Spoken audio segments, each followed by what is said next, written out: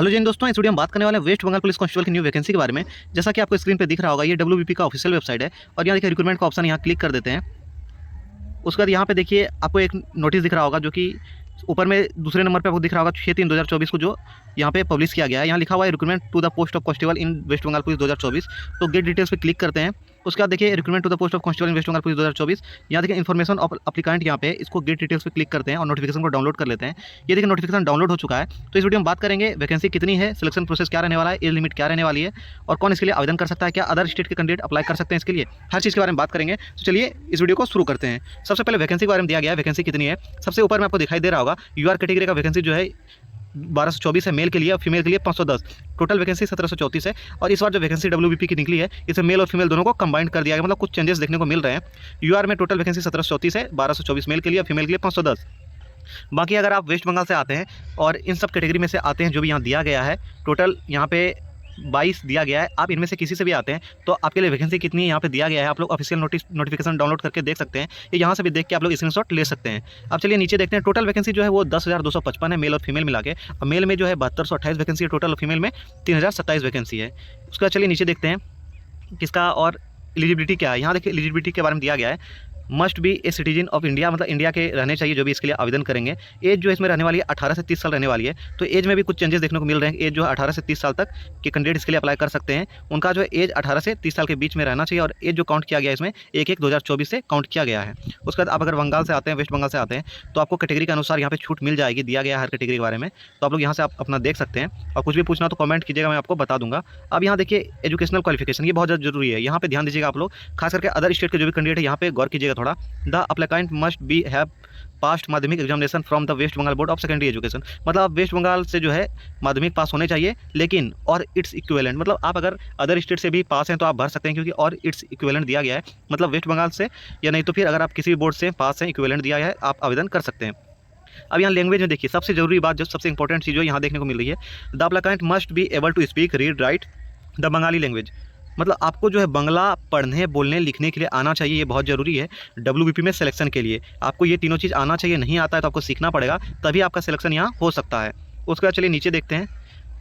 इसमें जो योग्यता है 10वीं पास ही आपने देख लिया होगा। और नीचे चलिए देखते हैं आप क्या दिया हुआ है। यहाँ देखिए हाइट के बारे में दिया गया है कि आपका हाइट क्या होना चाहिए। मेल के लिए जो हाइट है आपका, अगर आप इन सब क्षेत्र से नहीं आते हैं, जो भी यहाँ दिया गया है, candidates of all other than Gorkha, Garhwali, Rajbanshi and ST, मतलब अगर इन सब कैटेगरी से आप नहीं आते हैं तो आपका हाइट 167 सेंटीमीटर रहने वाला है। और हाइट के अकॉर्डिंग आपका वेट रहने वाला है, मतलब 167 सेंटीमीटर हाइट है तो वेट उस हिसाब से 57 kg रहना चाहिए। बाकी आपका कितना हाइट है आप लोग कमेंट में बताइएगा, तो वेट आपका क्या होना चाहिए उसके अकॉर्डिंग मैं आपको बता दूंगा। चेस्ट जो है आपका 78 सेंटीमीटर होना चाहिए, और एक्सपेंस के साथ मतलब फुलाव के साथ 83 सेंटीमीटर आपका होना चाहिए। नॉर्मल 78, फुला के 83। फीमेल के लिए 160 सेंटीमीटर हाइट चाहिए। बाकी आप इन सब अगर क्षेत्र से बिलोंग करते हैं तो आपका है 152 सेंटीमीटर हाइट रहने वाला है। लेकिन बाकी आप जनरल क्षेत्र से आते हैं तो आपका जो 160 सेंटीमीटर फीमेल के लिए रहने वाला है। यहाँ पे थर्ड जेंडर के लिए भी दिया गया है, 163 सेंटीमीटर हाइट दिया गया है। और अगर आप गोरखा, गढ़वाली, राजवंशी से आते हैं तो 155 सेंटीमीटर हाइट होनी चाहिए। सबसे इंपॉर्टेंट चीज़ अब यहाँ देखिएगा, आपका running PET physical efficiency test, आपका रनिंग 1600 मीटर का होने वाला है। टाइमिंग आपको 6.5 मिनट दिया जाएगा मेल के लिए। फीमेल के लिए 800 मीटर की रनिंग टाइम आपको 4 मिनट दिया जाएगा। यहाँ देखिए मेथड ऑफ रिक्रूटमेंट दिया गया है कि आपका सिलेक्शन प्रोसेस क्या रहने वाला है।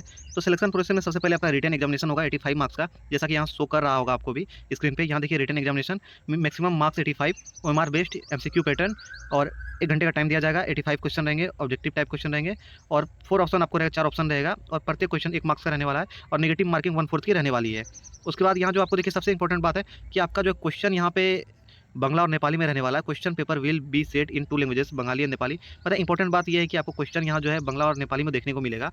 सिलेबस देख लीजिए, सिलेबस जो है आपका 25 क्वेश्चन रहेगा जीके जीएस का, मतलब जनरल अवेयरनेस, जनरल नॉलेज का 25 क्वेश्चन 25 मार्क्स के, इंग्लिश 10 क्वेश्चन 10 मार्क्स के, एलिमेंट्री मैथमेटिक्स माध्यमिक स्टैंडर्ड के 25 क्वेश्चन 25 मार्क्स के, रीजनिंग एंड लॉजिकल एनालिसिस रहेंगे 25 क्वेश्चन 25 मार्क्स के।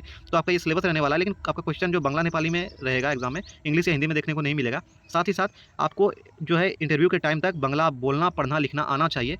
अगर आपको नहीं आता है तो फिर आपको इंटरव्यू से बाहर किया जा सकता है। तो आपके लिए ज़रूरी है, अगर आप इस फॉर्म को भर रहे हैं तो आपको ये बांग्ला बोलने पढ़ने लिखने के लिए सीखना होगा, तभी आप इसके लिए जो है एलिजिबल हैं, क्योंकि नोटिफिकेशन में साफ साफ लिख दिया गया है। उसके बाद अगर आपका एग्जाम क्वालिफाई हो जाता है तो आप फिजिकल मेजरमेंट टेस्ट पीएमटी के लिए क्वालिफाई हो जाते हैं, जिसमें आपका हाइट वेट चेस्ट लिया जाएगा। अगर इसको क्वालिफाई कर लेते हैं आप, तब आपका पीटी होगा, मतलब रनिंग होगा 1600 मीटर का, जिसके लिए आपको 6.5 मिनट का टाइम दिया जाएगा। तो आपका पीएचडी के बाद पीटी होगा। अगर पीटी आप क्वालिफाई कर लेते हैं, आपका फिजिकल क्वालिफाई हो जाता है, तो आपका इंटरव्यू होगा। वहाँ पे आपका 85 मार्क्स का सबसे शुरू में एग्जाम होता है। उसके बाद आपका जो 15 नंबर बचता है, 15 नंबर का आपका 15 मार्क्स का जो है इंटरव्यू रहने वाला है। जैसा पहले होता था, पहले प्री होता था 100 मार्क्स और उसके बाद फिजिकल होता था, लेकिन अब प्री को हटा दिया गया है। डायरेक्ट जो आपका मेंस होता था वही सिलेबस है, सब कुछ वही है, और उसी बेस पे जो है आपका रिजल्ट होने वाला है। यहाँ पे देखिए आपका इंटरव्यू के लिए डायरेक्ट कॉल आएगा। अगर आपका फर्स्ट एग्जाम क्लियर हो जाता है, फिजिकल क्लियर हो जाता है, उसका इंटरव्यू के लिए बुलाया जाएगा। इंटरव्यू आपका 15 मार्क्स होने वाला है। Candidates ability to speak, read and write in Bengali Nepali language will be tested specifically during the interview. मतलब आपका जो है सबसे इंपॉर्टेंट चीज़ इंटरव्यू में देखा जाएगा वो बंगला बोलने और पढ़ने तथा लिखने के लिए आपको आना चाहिए। तो यहाँ साफ साफ यहाँ पे क्लियर कर दिया गया, आप लोगों को दिख रहा होगा स्क्रीन। उसके बाद जब आपका क्लियर हो जाता है इंटरव्यू, उसके बाद देखिए उसके बाद आपका जो है मेरिट लिस्ट जारी कर दिया जाएगा। अगर आप क्वालिफाई कर जाते हैं इंटरव्यू भी, तो आपका मेरिट लिस्ट जारी होगा। उसके बाद फिर आपको वेरिफिकेशन ऑफ करेक्टर एंड आपको यहाँ वेरिफिकेशन के लिए बुलाया जाएगा। आपका जब रिजल्ट हो जाता है, फाइनल मेरिट में नाम आ जाता है, तो आपको जो है वेरिफिकेशन के लिए बुलाया जाएगा। उसके बाद फिर आपका मेडिकल एग्जामिनेशन होगा, मेडिकल आपका होने वाला है। उसके बाद आपका यहाँ पे देखिए एप्लीकेशन के बारे में दिया गया है, आपका फॉर्म कब से कब तक भरा जाएगा। आपका फॉर्म जो है 7 मार्च से ऑनलाइन शुरू हो जाएगा और 5 अप्रैल तक आप इसके लिए आवेदन कर पाएंगे। बाकी आपका फी जो है 170 रुपया लगने वाला है। यहाँ देखिए 150 रुपया फी लगेगा, 20 रुपया आपका प्रोसेसिंग चार्ज लगने वाला है, जैसा कि वेस्ट बंगाल पुलिस में या कोलकाता पुलिस में देखने को मिलता है। बाकी आप अगर वेस्ट बंगाल से आते हैं, एसटी से आते हैं, तो आपको 1 भी रुपया नहीं लगेगा, बस आपका प्रोसेसिंग फी 20 रुपया लगने वाला है। लेकिन अदर स्टेट वाले के बारे में बात करें तो वो भी इसके लिए अप्लाई कर सकते हैं, लेकिन उनको बंगला पढ़ने बोलने लिखने के लिए आना चाहिए, तो ही इसके लिए एलिजिबल है। अन्यथा वो इसके लिए अप्लाई कर भी देंगे तो कोई बेनिफिट उनको नहीं होने वाला है। तो अगर इसके लिए अप्लाई कर रहे हैं तो सुनिश्चित कर लें कि वो बंगला बोलने पढ़ने लिखने के लिए सीख जाएंगे, तभी उनका सिलेक्शन इसमें हो सकता है। नहीं तो जैसा मुझे पता है, जैसा नोटिफिकेशन में दिया गया है, उनके लिए बहुत मुश्किल होने वाली है। आप चाहो तो अप्लाई कर सकते हो, लेकिन इसमें सिलेक्शन लेना बहुत ज़्यादा मुश्किल है अगर आपको बंगला पढ़ने बोलने लिखने के लिए नहीं आता है तो सब कुछ मैंने हर चीज़ जानकारी दे दिया है आपको, जो भी नोटिफिकेशन में दिया गया है। अगर कुछ भी समझ में नहीं आया तो आप लोग कमेंट में पूछ सकते हैं। बाकी जानकारी अच्छी लगी हो तो ऐसे ही इन्फॉर्मेटिव वीडियो के लिए मेरे चैनल के साथ जुड़े रहें और वीडियो को ज़्यादा से ज़्यादा शेयर करें, ताकि जो भी कैंडिडेट है इस भर्ती को देख पाएँ, इसके लिए आवेदन कर पाएँ। और ऐसे ही जानकारी के लिए, नई भर्तियों के अपडेट के लिए मेरे चैनल के साथ जुड़े रहें। जय हिंद।